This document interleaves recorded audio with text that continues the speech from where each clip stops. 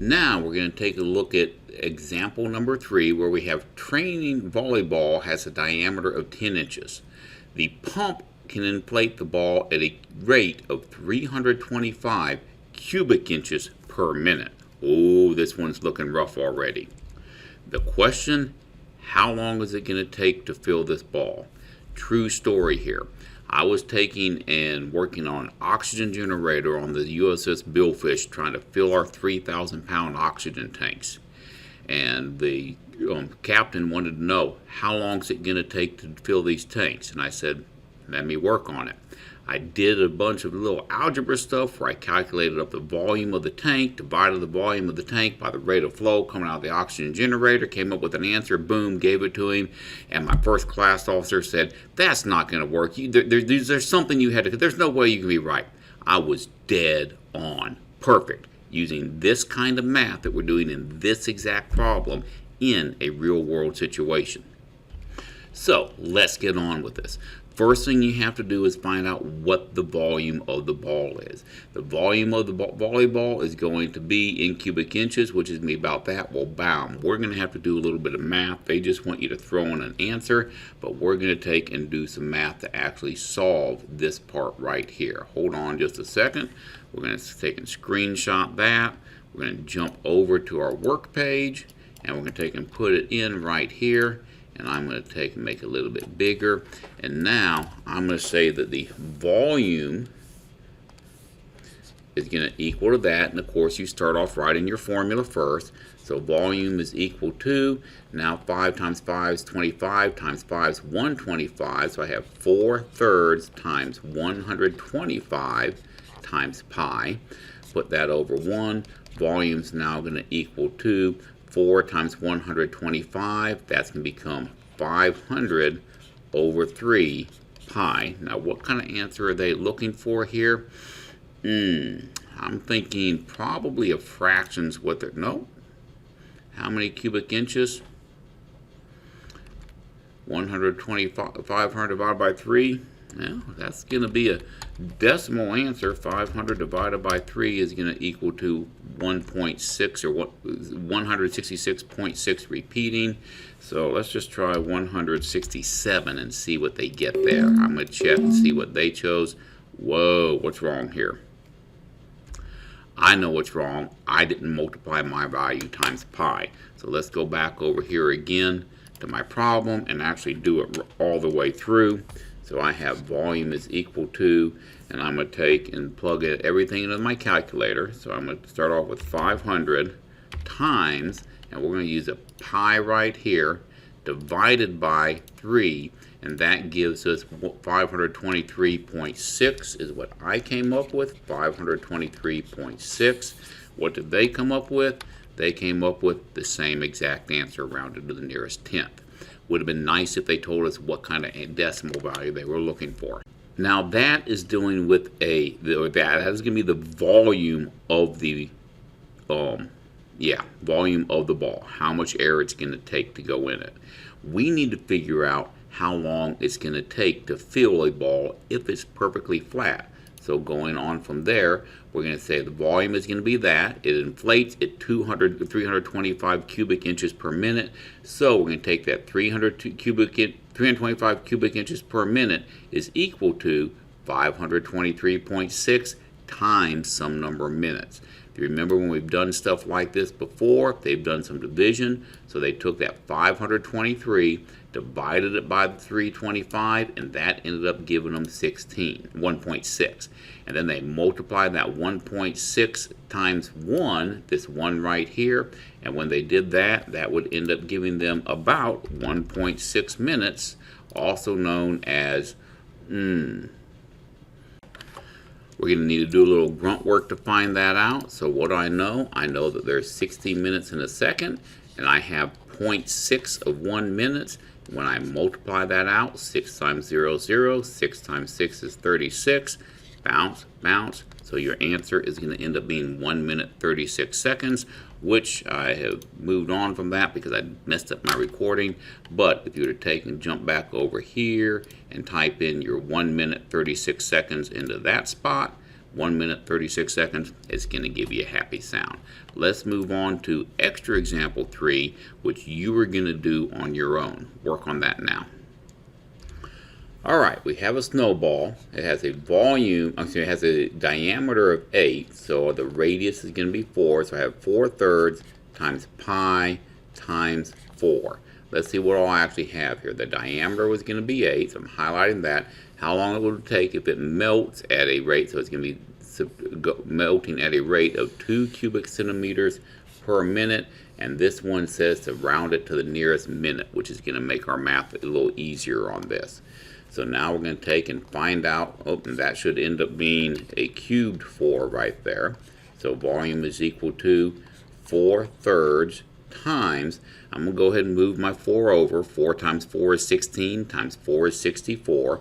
So that's going to give me 64 times pi. And then from here, I can make that an improper fraction. 4 times 64, that is going to be 256 divided by 3 times pi. So now I have my volume in terms of pi, and I'm going to assume they want us to use a calculator on that. So I'm going to take that and bring up my handy dandy calculator. I'm going to say 256 divided by 3 times our pi button is equal to, and that's going to give me 268.08 whatever. So I'm going to have the volume is equal to approximately 268.1. That number I have to set up as a proportion. So I have 268 over x, or 0.1 over x, is equal to, and we know that we're going to melt 2 cubic centimeters every 1 minute. So from here, I'm going to say how many times does 2 go into 268? That's going to, you can set it up like this, saying 268 divided by 2. That's going to end up eating 134. And now that means I'm going to have to do the 1 times 134, which means that our x value is going to equal to 134 minutes right there. So rounded to the nearest minute, we're looking at 134 minutes for that snowball to melt. 134, and it checks. Everybody's happy. But what if we wanted to know the volume of a hemisphere? Well, a hemisphere is half of a sphere. You can see a circle through the center of a sphere separates it into 2 congruent halves called hemispheres. In words, we would say, therefore, that the volume of the hemisphere is going to be 2/3. It was 4/3 once, right? But we've now divided 4/3 by 2 because we're only dealing with half of the circle, or half of the sphere. So it's 2/3 times the product of pi and the cube of the radius. So here in our model, this is what a hemisphere looks like, and in symbols, that's the formula we're going to be working with. Not going to be hard to deal with at all. Works just like the last problems, only now instead of 4/3, we're going to be using 2/3 on all of our problems. Our sphere we have here has a radius of 5, so we're going to take and plug in what we know. We know that our radius is going to be 5. Check that. And the next thing we know is that 5 times 5 is, let's go ahead and come off to the side and do some math here and show you what they did in that huge leap, okay? So I'm going to take and plug that in. I'm going to say that, that 5 times 5 is going to be 125 times 5 is 125. So now I have 2 times 3 times 125 from that 5 cubed times pi.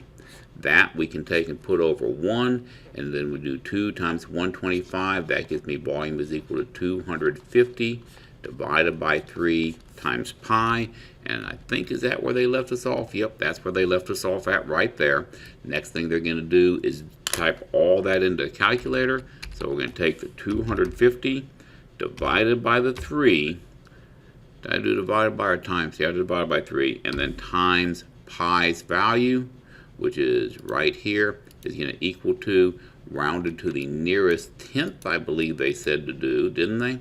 Yep, rounded to the nearest tenth. That means we're going to have 271.8. 261.8. Type it in, check our answer, and the answer checks. Really simple, works just like the last problems, only now instead of finding a whole sphere, you're finding half of it. Alright boys and girls, last problem. It's your turn. Go ahead and stop the video and work this one on your own.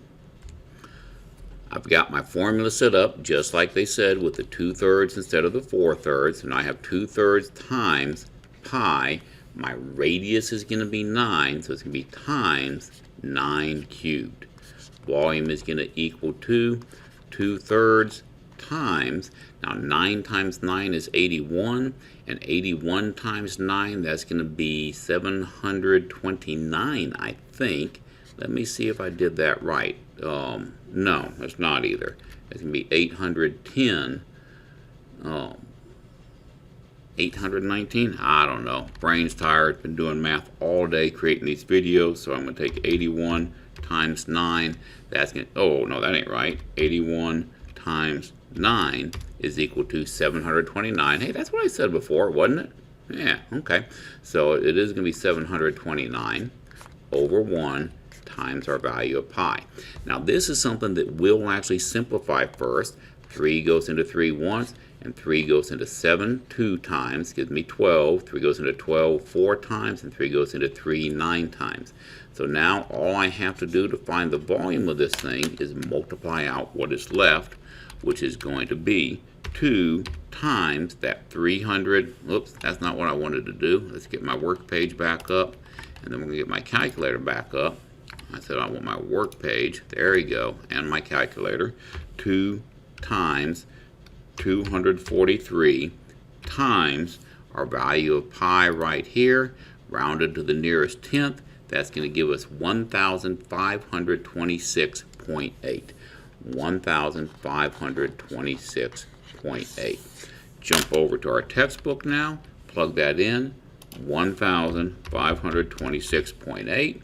Check it, and the answer checks. With that, get started on your homework. None of what we gave you today is going to be really hard. Just focus on the process and memorizing those formulas.